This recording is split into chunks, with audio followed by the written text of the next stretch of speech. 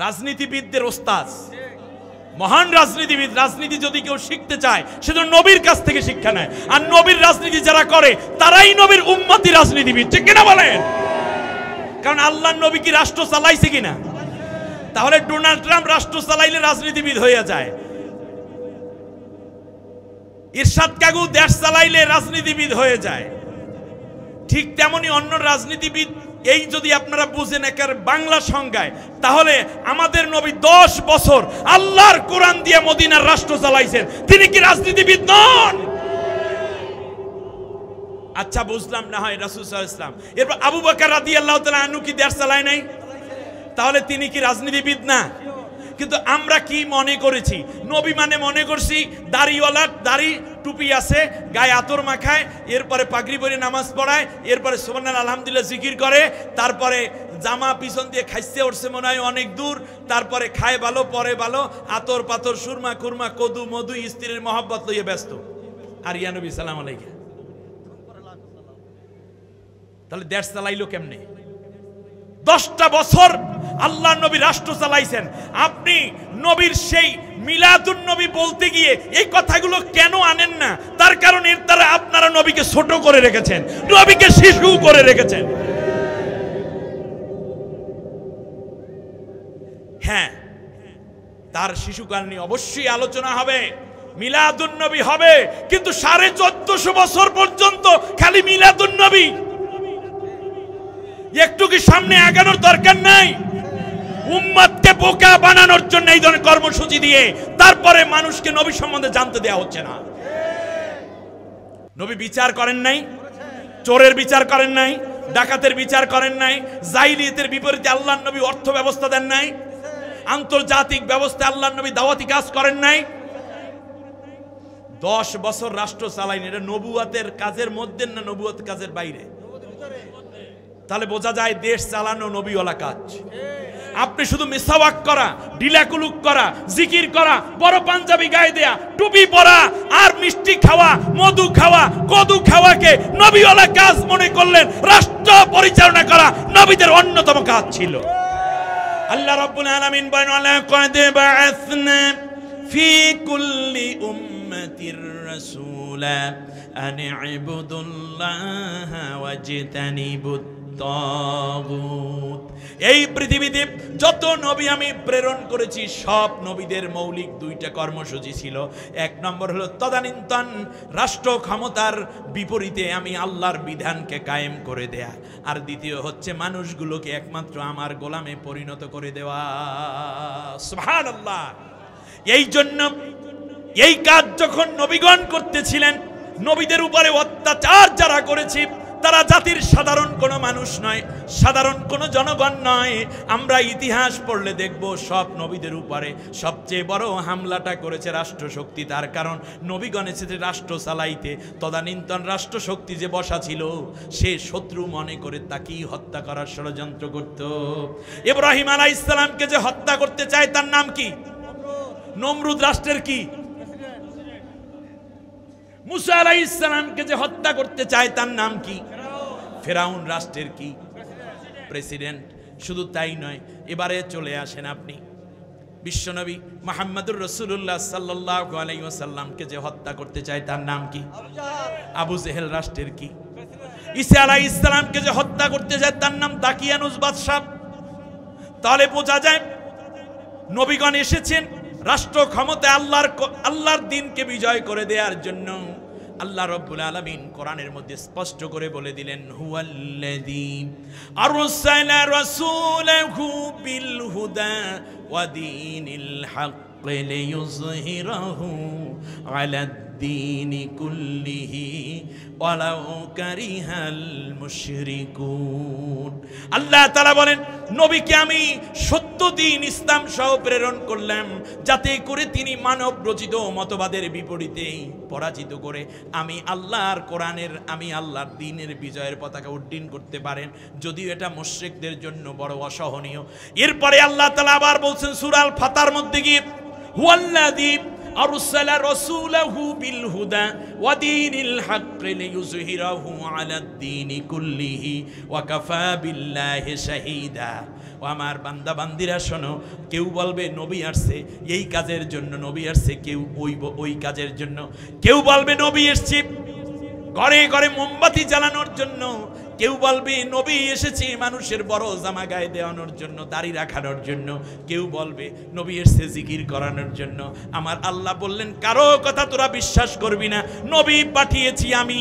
কেন পাঠিয়েছি আমার যে কেউ ভালো জানে না, আমি আল্লাহ নিজে সাক্ষ্য দিলাম নবীকে পাঠিয়েছি। রাষ্ট্রে যত রকমের অন্যায় আছে, অন্যায় মতাদর্শ আছে, অন্যায় আইন আছে, সংবিধান আছে, তার বিপরীতে আমি আল্লাহর কোরআনের আইনকে বিজয় করে দেওয়ার জন্য আমি নবী পাঠিয়েছি। সাক্ষী হিসাবে আমি আল্লাহই যথেষ্ট। সুবহানাল্লাহ। অতএব কোন পীর কি বলল, কোন হুজুর কি বলল, কোন বুজুর্গ কি বলল, কোন মুরব্বী কি বলল, সেই দিকে খেয়াল করে আমাদের সময় নষ্ট করার দরকার নেই, কারণ আল্লাহ নিজে সাক্ষ্য দিচ্ছেন আমি নবী পাঠিয়েছি ইসলাম বিজয়ের জন্য। সুতরাং যারা ইসলাম বিজয়ের জন্য কাজ করে, নবীর আদর্শ এবং কোরআন আইন কায়েমের জন্য, তারা সবচেয়ে বড় নবীওয়ালা কাজে লিপ্ত রয়েছে। এখন থেকেই নবীওয়ালা কাজ করতে আপনারা রাজি আছেন? কে কে রাজি? হাত উঁচু করে আল্লাহকে দেখা।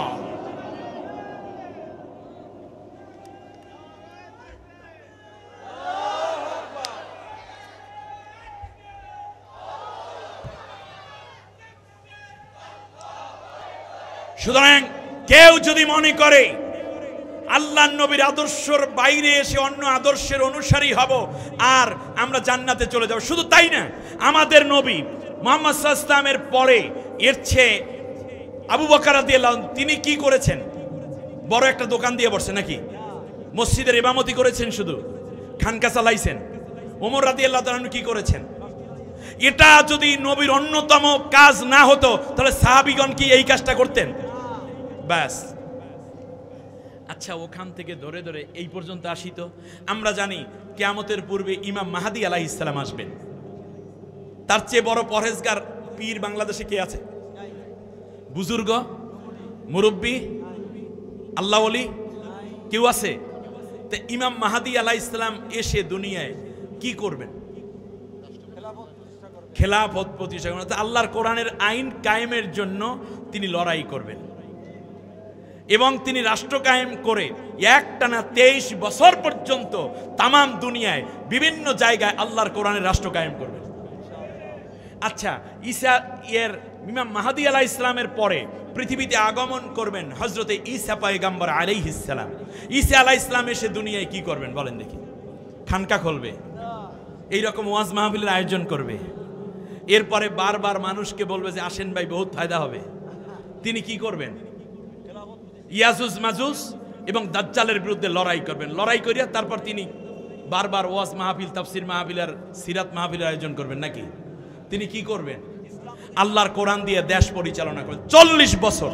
তাহলে বোঝা যায় সব নবীদের টার্গেট আল্লাহর কোরআন দিয়ে, পরবর্তী আল্লাহর বিধান দিয়ে দেশ পরিচালনা করা।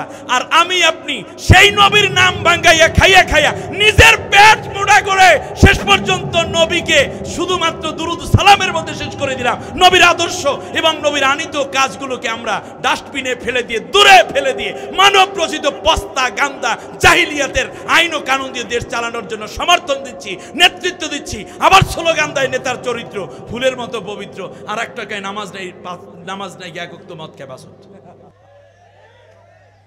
সুতরাং আজ কি আপনাদের বুঝে আসছে নবীর আদর্শ মানে জীবনের প্রত্যেকটা জায়গায় নবীকে তুলে ধরতে হবে। সেই ক্ষেত্রে ব্যক্তি জীবনের আমল ব্যক্তি জীবনে করতে হবে, সামাজিক জীবনের আমল সামাজিক জীবনে, পারিবারিক জীবনে নবীর আমল পারিবারিক জীবনে, রাষ্ট্রীয় জীবনের আমল রাষ্ট্রীয় জীবনে। আর রাষ্ট্র হইল সমস্ত ব্যক্তিদেরকে নিয়ন্ত্রণ করে। আল মারউ আন-নাসু আলা দীনে মুলকিহি। প্রত্যেক মানুষ, রাষ্ট্র যেই রকম হয় মানুষগুলো সেই রকম হয়ে যায়। বাংলাদেশে মূর্তি নামের ভাস্কর্য তৈরি করে তাতে ফুল দিতে হবে, এটি কোনো মুসলমানের বাচ্চারা আগে জানতো? কিন্তু দেওয়া হয়েছিল কিনা? হয়েছিল। তারপর দাঁড়াইয়া দাঁড়াইয়া সম্মান করা, এটা হয়েছিল না? তারপরে রবীন্দ্রসঙ্গীতের বিশাল চর্চা শুরু হয়ে গেছিল না? মসজিদের বারান্দা, মসজিদের মিম্বরে বসে ইমাম সাহেবদের কণ্ঠগুলো ছোট হইতে হইতে হইতে হইতে এক হুজুর তো বইলেই ফেলাইছে আপনি জান্নাতি। আর একজনে বলল যে এ তো কওমি জননী হয়ে গেছে। এগুলো হুজুরের জবান থেকে বের হয়েছিল কিনা আমি কি বাড়াইয়ে বলতেছি নাকি?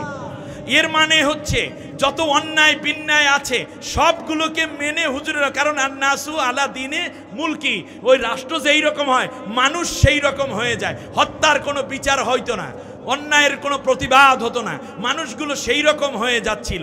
কিন্তু আপনি খেয়াল করুন সেই সময় কিছু হুজুরেরা দেখা গেছে যে এত বেশি কথা বলেছে স্বৈর শাসকের পক্ষে, এখন আবার সেইগুলোকে নিয়ে অনেকে ট্রল করে। তার মধ্যে উল্লেখযোগ্য অনেক বক্তাদেরকেও আমরা দেখি, আরে ভাই আপনি ওই সিপাতে পইরা দেখেন কি অবস্থা হয়, ঠিক কিনা বলেন? আমির হামজাকে নিয়ে আপনি ট্রল করেন, এই যে তারিক মনোয়ারকে নিয়ে আপনি ট্রল করেন, অমুক হুজুরকে নিয়ে ট্রল করেন, আপনি ওই সিপাতে পইরা দেখেন চারপাশে গোয়েন্দা বসা, ফোন দিয়ে বলছে আমাদের কথা না বললে খবর আছে, কিন্তু শেষ পর্যন্ত বাধ্য হয়ে অনেক কথা অনেক সময় বলতে হয়েছে। 5 আগস্টের পরে 24 জুলাইয়ের বিপ্লবের পরে আগের যত বক্তব্য দিয়েছে হুজুরেরা, সেই বক্তব্যের মধ্যে সরকারের পক্ষে যা আছে মনে করতে হবে এই লোকটা চরম বিপদে পইরা বলছে কেবলমাত্র ফরিদউদ্দিন মাসুদ ব্যতীত।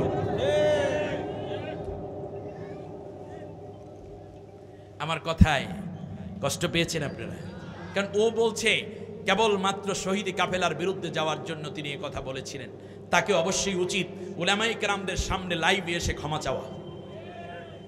প্রিয় ভাইরা, যেই কথা আমি বলছিলাম, রাসূল সাল্লাল্লাহু আলাইহি ওয়াসাল্লাম যখন রাষ্ট্র ব্যবস্থা শুরু করলেন, সেই জায়গাটা যখন আরম্ভ হয়ে গেল, আল্লাহ রব্বুল আলামিন বললেন আমার নবীকে যখন তুমি নেতা মেনে সমস্ত কাজগুলো শুরু করবে তখন কি হবে জানো? তাহলে আমরা নবীকে পাইলাম দুনিয়ায়, নবীকে পাইলাম কবরে। জিজ্ঞেস করবে ফেরেশতারা, চতুর্থ প্রশ্ন, নবী সাল্লাল্লাহু আলাইহি ওয়াসাল্লামের রওজা মোবারক থেকে উম্মতের কবর পর্যন্ত একটা রাস্তা তৈরি করে দিবেন ফেরেশতারা। রাসূল সাল্লাল্লাহু আলাইহি ওয়াসাল্লামকে লক্ষ্য করে বলবে হাল তারিফ মান হাদার রাসূল, তুমি কি চিনো এই ব্যক্তিটা কে? তখন চোখের পানি ছেড়ে উম্মত বলবে এই নবীর আদর্শ কায়েমের জন্য স্লোগান দিয়েছি, এই নবীর কথা বলার জন্য জেল খেটেছি, রিমান্ড সয়েছি, নবীর আদর্শ কায়েমের জন্য মানুষের দ্বারে দ্বারে গিয়েছি, নবীর আদর্শ নেতৃত্বের জন্য কাজ করেছি, ঘাম ঝরিয়েছি, রক্ত দিয়েছি, অর্থ দিয়েছি, সুতরাং তিনি আমার নবী মুহাম্মদ রাসূলুল্লাহ সাল্লাল্লাহু আলাইহি ওয়াসাল্লাম। আপনারা এক নাস্তিক এখানে দ্বিমত পোষণ করে বলেছিল যে কোথায় বাংলাদেশ, কোথায় মক্কা মদিনা, কোথায় আমেরিকা, কোথায় মদিনা। এরপরে একসাথে 100-500 এক সেকেন্ডে মানুষ মারা যায়, বাংলাদেশে প্রায় 7,000 মানুষ, মানে 27,000 মানুষ মারা যায়। তাহলে এই 27,000 মানুষ একসাথে কেমনে নবীরে দেখে কাউ দেখি? এই যে মোল্লারা কথা কয় এটা কি ঠিক আছে? তার জবাবে একটা কথা, যে কথাটা আমার মনে পড়ছে এই মুহূর্তে, সেটা হচ্ছে আলেমদের বুদ্ধি তো আস্তে করে বলল, দেখেন আপনি টেলিভিশন দেখেন কিনা? বলে দেখি তো। টেলিভিশনে যদি বলে যে আজ রাত 8টায় গণপ্রজাতন্ত্রী বাংলাদেশ সরকারের প্রধান উপদেষ্টা জাতির উদ্দেশ্যে ভাষণ দিবেন, বাংলাদেশে কতটা টেলিভিশন আছে? বললো যে কমপক্ষে 1 কোটি টেলিভিশন আছে। এরপর স্যাটেলাইটের মাধ্যমে বিদেশেও তো মানুষরা দেখবে নাকি? ঠিক এক টাইমে কতজন মানুষ একসাথে দেখতে পাবে? বলে যে 1 কোটি মানুষ দেখতে পাবে। বললো যে যদি পৃথিবীর মানুষ আবিষ্কার করে একজন মানুষকে একটা সেন্টার থেকে একই সাথে কোটি কোটি টেলিভিশনে দেখাতে পারে, তাহলে এই মানুষ যেই আল্লাহ তৈরি করেছেন সেই নবীকে কোটি কোটি কবরে দেখাইবে, এই জন্য আল্লাহর আবার নতুন কিছু লাগবে নাকি? সুবহানাল্লাহ। প্রিয় ভাইরা আমার, শেষ কথাটি আমি এভাবে বলতে চাই যে রাসূল সাল্লাল্লাহু আলাইহি ওয়াসাল্লামকে সামনে রেখে কিয়ামতের ময়দানে আল্লাহ রাব্বুল আলামিন মানুষকে ডাকবেন। আল্লাহু আকবার বলেন। দুনিয়ায় যে যাকে নেতা মেনেছে কান খাড়া করে শুনুন, কান খাড়া করে শুনুন। আল্লাহ রাব্বুল আলামিন বললেন সূরা নাম বনি ইসরাঈল আয়াত নম্বর ৭১, ইয়াওমা নাদউ কুল্লা উনাসিম বিইমামিহিম। শুধু এটাই নয়, দুনিয়ার কথা, কবরের মিল্লাতে রাসূলুল্লাহ কথাই শেষ নয়, বরং কিয়ামতের ময়দানে কবর থেকে যখন ইসরাফিলের সিংহায় ফুঁক দেয়া হবে, নারী পুরুষ আবাল বৃদ্ধ বনিতা যুবক যুবতী সবাই যখন ঘুম ভেঙে যাবে, সবাই যখন ঘুম থেকে উঠবে, কিয়ামতের ময়দানের দিকে দৌড় দেবে, ময়দানে মাহশারে। এমন সময় একা একা দৌড়াইয়া যাইতে পারবে না, বরং মানুষগুলো দলে দলে দৌড়াইয়া আসবে। কি কি করে বলেন? দলে দলে, একা না দৌড়াইয়া, একা না দলে দলে। দলকে ইংলিশে কি বলে? পার্টি। তারা মিল্লাতে মিল্লাতে আসবে। আবার খেয়াল করুন, আল্লাহ রাব্বুল আলামিন বলেন ওই যে দল হবে, যে যেই দল করেছে, যে যেই নেতাকে মেনেছে, ওই নেতা সামনে সামনে যাবে আর পেছনে পেছনে অনুসারীরা যাবে। আল্লাহু আকবার, জোরে বলেন আল্লাহু আকবার। আল্লাহ রাব্বুল আলামিন বলেন, শোনো, এই নেতা সামনে যাবে আর কর্মীরা পেছনে পেছনে যেতে থাকবে। শুধু তাই না, এবার আল্লাহ সুবহানাহু ওয়া তাআলা বললেন, আপনি যদি সামনে কার্ল মার্ক্সের অনুসারী হন, পুঁজিবাদ, ধর্মনিরপেক্ষ মতবাদ কিংবা সমাজতন্ত্র, নাস্তিক্যবাদ হন, এই যে নেতাগুলা যারা এই মতবাদগুলো বানিয়েছে, ওই নেতা সামনে সামনে যাবে আর ওই মানুষগুলো হয়ে যাবে ওই নেতার উম্মত। আর আমরা যদি রাসূল সাল্লাল্লাহু আলাইহি ওয়াসাল্লামের আদর্শ মানি, আমাদের সামনে যাবে বিশ্বনবী মুহাম্মদুর রাসূলুল্লাহ। আপনাদেরকে আমি জানতে চাই, প্রিয় নারায়ণগঞ্জবাসী, আপনারা সামনে কাকে পেতে চান? মুহাম্মদুর রাসূলুল্লাহ। সত্যি? তাহলে ৩৫০০ মাইল দূর থেকে সিরাতুন নবী সাল্লাল্লাহু আলাইহি ওয়াসাল্লাম মাহফিলে দুইটা হাত উঁচু করে একটা স্লোগান হবে, যেই স্লোগান যেন মদিনা মুনাওয়ারা পর্যন্ত পৌঁছে যায়। সেই উচ্চ আওয়াজ দিয়ে লিল্লাহে তাকবীর, নারায়ে তাকবীর, আমার নেতা তোমার নেতা,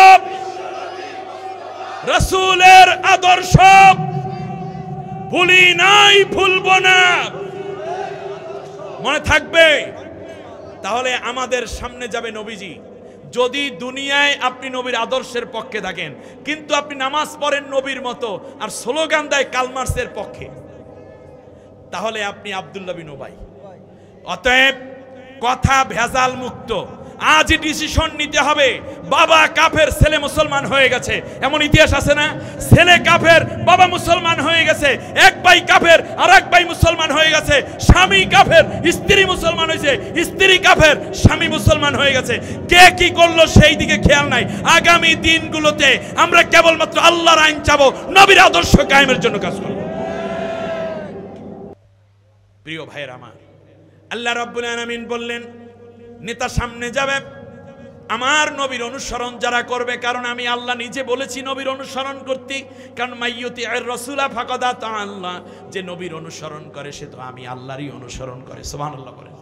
আল্লাহর নবী, আল্লাহ রাব্বুল আলামিন বললেন, কোনো চিন্তা নাই, আমার নবী আমার আরশের নিচে মাকামে মাহমুদে উম্মতদেরকে নিয়ে বসে যাবে। আর অন্যান্য নেতা যারা আছে সে তাদের পরিণতি কি হবে? আল্লাহ রাব্বুল আলামিন সূরা হুদের, কোন সূরা? সূরা হুদের ৯৮ নম্বর আয়াতে গিয়ে বলছেন, ইয়াকুদুমু কওমাহু ইয়াউমাল কিয়ামাতি ফাআওরাদাহুমুন নার ওয়া বিইসাল বিরদুল মাওরুদ। আল্লাহু আকবার। আল্লাহর কথায় কোনো ভেজাল আছে? এই আয়াত কিয়ামতের ময়দানে নবীর পিছনে যেতে চাই আমরা, ঠিক কিনা বলেন? তাহলে দুনিয়ায় থাকতে হবে কার আদর্শের পেছনে?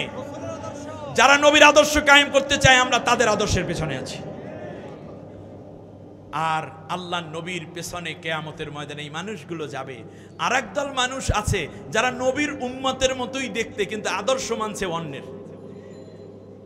মরা নেতা, জেতা নেতা, নামাজি নেতা, বেনমাজি নেতা, মুসলমান নেতা, কাফের নেতা, এদের চরিত্র নিয়ে কথা বলতো, এদের আদর্শের কথা বলতো, এদের আদর্শ বিজয়ের জন্য স্লোগান দিত, কাজ করতো, মিছিল, মিটিং, পোস্টারিং করতো। এই মানুষগুলো দৌড়িয়ে দেখবে, আয় হায়, এই তো চলে গেল রে, এই তো মনিরুজ্জামান ভাই চলে গেল রে নবীর পেছনে গেল রে, এই জামালউদ্দিন যায়, কামালউদ্দিন যায়, ওরা কি সুন্দর যাইতে আছে, জান্নাতের দিকে যায় রে, উনি ওই দল ভাঙ্গে দৌড়াইয়া এখানে আসবে। ফেরেশতারা বেরিয়ে দেয়, এই তুমি কে? বলে আমি তো নবীর উম্মত। সেই সময় এই লোকগুলোকে নিয়ে নবীর কাছে যাওয়া হবে, নারী হোক পুরুষ হোক। আল্লাহর নবী বলবেন, সৌকান সৌকা লিমান গায়্যারা মিন বাদি, যাও দূর হয়ে যাও, তোমরা আমার উম্মত নাও। তোমার কণ্ঠের মধ্যে আমার স্লোগান ছিল না, তোমার হাত আমার আদর্শের জন্য ওঠে নাই, তোমার বক্তব্য আমার আদর্শের জন্য ওঠে নাই। আমার আদর্শ ছিল জমিনে বুলন্ডিত, আর সেই আদর্শ কায়েমের জন্য যারা কাজ করত তাদেরকে বরং হাজার গালিগালাজ করে তারপর তাদেরকে তোমরা কোণঠাসা করে রাখতা। নবীজির কথা কইয়া সবাই কান্দে, কিন্তু নবীর সমাজ গড়ার কাজে দেখো দ্বন্দ্ব কত বাজে। ঠিক আছে? নবীজির কথা কইয়া সবাই কান্দে, কিন্তু নবীর সমাজ গড়ার কাজে দেখো দ্বন্দ্ব কত বাজে। নবীজির আদর্শ ভালো, নবীর কথা শুনতে ভালো, নবীর নামে গড়াগড়ি মসজিদের ভেতরে, ঠিক না? খেয়াল করুন, যখন নবীর কথা হয় মসজিদের মধ্যে গড়াগড়ির কোনো অভাব নাই, কিন্তু আল্লাহর নবীর যখন রাষ্ট্র কায়েমের কথা আসে তখন বকে আজে বাজে, ঠিক না? এই রাজাকার, এই স্বাধীনতা বিরোধী, এই হলো এই হলো সেই, হলো মৌলবাদী, এই হলো জঙ্গিবাদ, সব কিছু ভুয়া কথা, এই সবগুলো ডিলেট। এটা হলো মেয়াদ উত্তীর্ণ ঔষধ, এইটা বাংলাদেশে আর চলবে না। আগামীর পার্লামেন্ট আল্লাহর কোরআনের পার্লামেন্ট।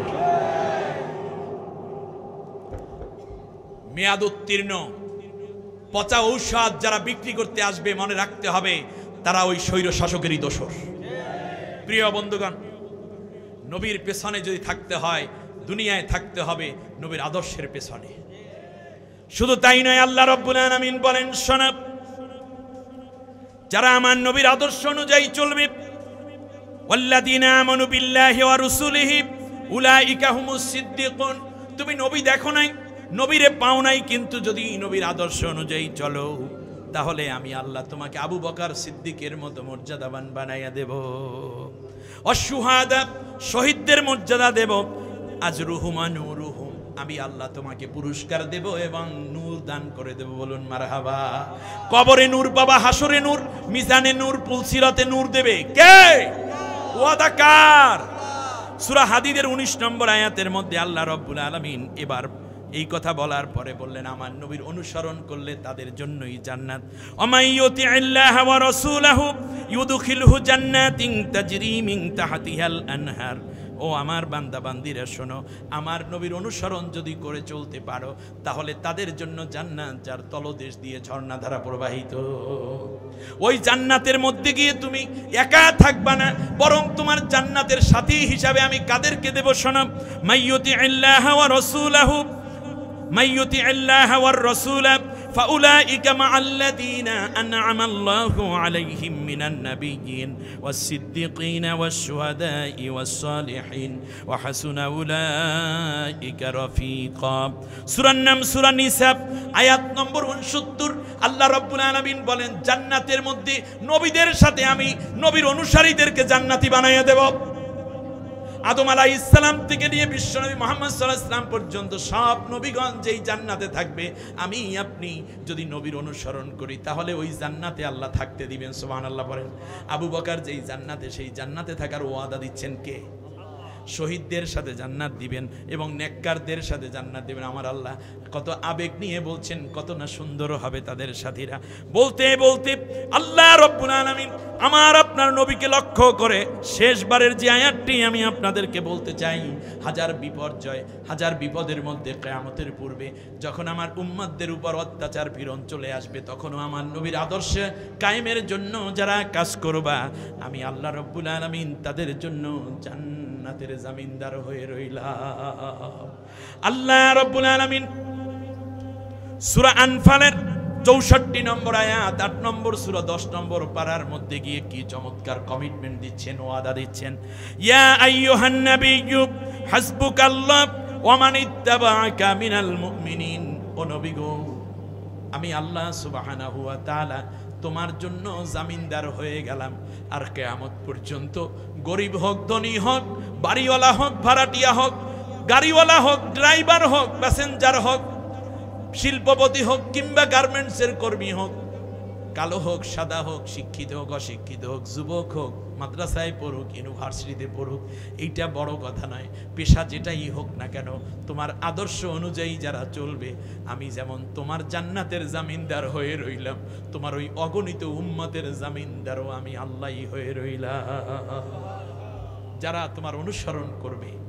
প্রিয় ভাইরা, ডেভিড বেন গুরিয়ান যখন ইসরায়েল রাষ্ট্র তৈরি করার জন্য পরিকল্পনা করলো, তখন তাকে জিজ্ঞেস করা হয়েছিল যে তুমি কিভাবে দেশ চালাবে। 1948 সালের 7ই সেপ্টেম্বর সাংবাদিকরা এই কোশ্চেন করার পর বলেছে, আমি দেশ চালাবো মুহাম্মদুর রাসূলুল্লাহর নীতিতে। সুবহানাল্লাহ। বলে সেটা কিভাবে? বলল যে তিনি যখন ইন্তেকাল হয়ে গেছেন তখন তার ঘরের মধ্যে খাবার ছিল না, সোনাদানা ছিল না, অর্থকড়ি ছিল না, কিন্তু তার পাওয়া গেছে অস্ত্রশস্ত্র, পাওয়া গেছে আত্মরক্ষামূলক ব্যবস্থা, দেশ রক্ষামূলক ব্যবস্থা এবং দেশের জনগণের নিরাপত্তার জন্য বহিঃশত্রুর মোকাবেলার সক্ষমতা খুঁজে পাওয়া গেছিল। সুতরাং আমি আমার রাষ্ট্রে জনগণকে সুখী করার আগে আমি চিন্তা করব আমার দেশের নিরাপত্তা এবং আমার ধর্ম এবং ধর্মীয় লোকদের নিরাপত্তার বিধান করার জন্য আমি চেষ্টা করব। সেই নীতিতে ছোট্ট একটা ইসরায়েল রাষ্ট্র আজও পর্যন্ত এই জায়গায় আসলো। অথচ আমরা রাসূল সাল্লাল্লাহু আলাইহি ওয়াসাল্লামের উম্মত হওয়ার পরেও আমরা একটু দেখলাম না, রাসূল সাল্লাল্লাহু আলাইহি ওয়াসাল্লামের 9টা তলোয়ার ছিল, মাহুর, উদুব, জুলফিকার, কেলি, বিত্তার, খনফ, দাসুব, মাকজাম, কাজিব, এগুলো তলোয়ারের নাম। এই তলোয়ার দিয়া আল্লাহর নবী প্রতিদিন তরকারি কাটতেন, ঠিক কিনা বলেন? যুদ্ধের ময়দানে যেতেন। আচ্ছা, 7টা ছিল বর্ম, জাতুল ফজুল, জাতুল বিহাস, জাতুল হাওয়াশি, সাদিয়া, ফিন্দা, বিতারা, খরনফ। আপনারা বলেন দেখি, বর্ম দিয়ে কি করে? ডাইলারে। না, সেফ সেফটির জন্য। আমাদের জামা আছে হরেক রকম, টুপি আছে বহুতটা, মোবাইল আছে 3টা, ঘড়ি আছে 8টা, কোটি আছে 33টা, জুতা আছে 6 জোড়া, কিন্তু আত্মরক্ষার কোনো ব্যবস্থা নাই। আজ বর্ষা 6টা, জাওড়া, রওদা, সফরা, বায়দা, কসুম। কোমরবন্ধ, রূপার কোমরবন্ধ ছিল একটা। আপনারা দেখেন পুলিশে মোটা কোমরবন্ধ পরেন, আমরা হুজুরেরা একেবারে নেওর চিকন করিয়া সুতা দিয়া সেলাই করিয়া তারপর পায়জামার ভিতরে ঢুকে তারপর গিট দিয়ে ধুয়ে দেয়। আর রাসূল সাল্লাল্লাহু আলাইহি ওয়াসাল্লামের কোমরবন্ধ ছিল শক্ত, যাতে করে যুদ্ধের ময়দানে, তাহলে বোঝা যায় আল্লাহর নবী শুধুমাত্র মসজিদে গড়াগড়ি খাইতেন, যুদ্ধের ময়দানে যাইতেন। সেই হাদিসের কথা কে বলবে? আপনারা তো নবীকে এখনো হালিমা রাদিয়াল্লাহু তাআলার দুধ খাওয়াইতে আছেন 1450 বছর ধরে। ঠিক। একটা জাতিকে এইরকম অন্ধ বানাইয়ে রাখে। আমি বিশ্বাস করি যেই সিরাতুন নবী মাহফিল শুরু হয়েছে, হাজারো বাধা বিপত্তি আসবে, কিন্তু নবীর প্রকৃত উম্মত যারা এই মাহফিল বাস্তবায়ন করার জন্য, তাদের সর্বোচ্চ ত্যাগ করার জন্য আবার এগিয়ে আসবে ইনশাআল্লাহ। আল্লাহু আকবার। ঢাল ছিল 3টা, জলুক, ফাতাক, মুজিজ। নেজা ছিল 5টা, মাসওয়া, মুনসানি, নুবা, বায়দা, কেমরা। শিরোত্রাণ ছিল 2টা, মাথায় পুরো ঢেকে যায় এরকম হেলমেট ছিল নবীজির একটা। সুবহানাল্লাহ পড়বেন না? লোহার। এগুলো দিয়ে আল্লাহর নবী খালি তাহাজ্জুদ পড়তে নাকি? আল্লাহু আকবার। তাবু ছিল একটা, জুব্বা ছিল 3টা, লাঠি ছিল 3টা। লাঠি 3টা দিয়ে কি করতে? ছাগল পিটাইতে আর কুত্তা তাড়াইতে মনে হয়। নাউজুবিল্লাহি মিন জালিক। আপনি দেখেন না, সেনাবাহিনী প্রধানের হাতে কি অস্ত্র থাকে না লাঠি থাকে? ওনার লাঠি উঁচু করা মানে লক্ষ লক্ষ অস্ত্র তাক করা। ঠিক। আল্লাহ নবী সাল্লাল্লাহু আলাইহি ওয়াসাল্লামের ঘোড়া ছিল 60টা। একজন মানুষ ঘোড়া লাগে কয়টা? একটা। এর মানে 60টা ঘোড়ায় তোরে তিনি যুদ্ধ করতেন যখন যেটা প্রয়োজন। যুদ্ধে আল্লাহ নবী কাউকে হত্যা করতেন নাই, কারো উপরে আঘাত করেন নাই, কিন্তু সেনা প্রধান হিসাবে এটা তার ছিল। আপনার কি আছে? কিচ্ছু নাই। আপনার আছে কি? ব্যাংকে টাকা পয়সা, গ্যারেজে আছে 2টা গাড়ি, বউয়ের আছে অনেকগুলো ব্যাংক ব্যালেন্স, এরপর সুবিধা মতো দরবেশের মতো ৬২,০০০ কোটি টাকা বিদেশে পাঠিয়ে দেবেন, আর করবেন কি? আহা, সম্মানিত ভাইরা, রাসূল সাল্লাল্লাহু আলাইহি ইসলামের ৬৩ বছর বয়স। মোট যদি হিসাব করি তাহলে দিন ছিল ২২,৩৩০ দিন ৬ ঘন্টা। রাসূল সাল্লাল্লাহু আলাইহি ইসলামকে গোসল দিয়েছেন কারা? কিভাবে রাসূল সাল্লাল্লাহু আলাইহি ইসলামের জীবনের অবসান হলো, সব কিছু মিলিয়ে সিরাতের এই বিশাল আলোচনা আমাকে মহাসাগরের মধ্যে হীরামণি মুক্ত জহরত তোলার জন্য ভাইরা ছেড়ে দিয়ে বলছে এইবার অক্সিজেন শেষ, তাড়াতাড়ি উঠে যান। কিচ্ছু করার নাই। আমি যা পাইছি মাসানাস, হীরামণি মুক্ত জহরত, এগুলো কিছু তুলে নিয়ে আসলাম। আশা করি বাকি কথাগুলো কোনো এক সিরাত মাহফিলে আলোচনা হবে ইনশাআল্লাহ। ইনশাআল্লাহ। বটমলেস সি, বাউন্ডলেস বাউন্ড এক জীবনের মধ্যে আমরা ডুবে পড়ে আছি। ইন্নাকা আলা খুলুকিন আযীম। আল্লাহ নবীকে আমাদের আদর্শ নেতা বানাইয়া দিয়া আল্লাহ তাআলা বললেন এই নবীর নামে দুরূদ পড়ব। আল্লাহুম্মা সাল্লি আলা সাইয়্যিদিনা। সাইয়্যিদিনা অর্থ কি? Hour leader. আওয়ার লিডার, আমাদের নেতা। নামাজের মধ্যে কয় সাইয়্যিদিনা, বাইরে আইসা কয় আমার নেতা অমুকে। ঠিক এত বড় মুনাফিকদের নামাজ কোনোদিন আল্লাহ কবুল করবেন না।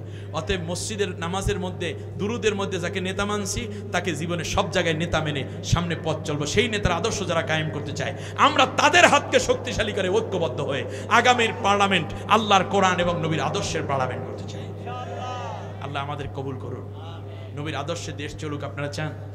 আল্লাহ সুবহানাহু ওয়া তাআলা আমাদের সবাইকে সেই মহান উদ্যোগ আগ্রহকে ঐক্যবদ্ধভাবে, আর কোনো কাদা ছোড়াছুরি নয়, কোনো ইখতিলাফ ইফতিরাক নয়, বরং যা কিছু হোক না কেন একটি বারের জন্য আপনার নবীকে স্বপ্নে দেখতে চান কিনা?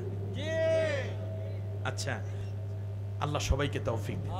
তো নবীকে স্বপ্নে দেখতে চান, কিন্তু নবীর যেই স্বপ্ন ছিল সেইটা আপনি দেখতে চান না কেন? নবীর স্বপ্ন ছিল কি কালমার্সের আইন দিয়ে দেশ চলুক? নবীর স্বপ্ন ছিল কি লেনিনের আইনে দেশ চলুক? নবীর স্বপ্ন ছিল কি কোরআন দিয়ে দেশ চলুক। অতএব নবীর সেই স্বপ্ন পূরণ আপনি করেন, নবীকে স্বপ্ন দেখানোর দায়িত্ব আল্লাহ আপনাকে পূরণ করে দিবেন। সুবহানাক আল্লাহুম্মা বিহামদিক আশহাদু আল্লা ইলাহা ইল্লা আনতা আস্তাগফিরুকা ওয়া আতুবু ইলাইক। দোয়া করে দেব। জি, আর কোনো ফাংশন থাকলে আপনারা করেন, আমি চলে যাই।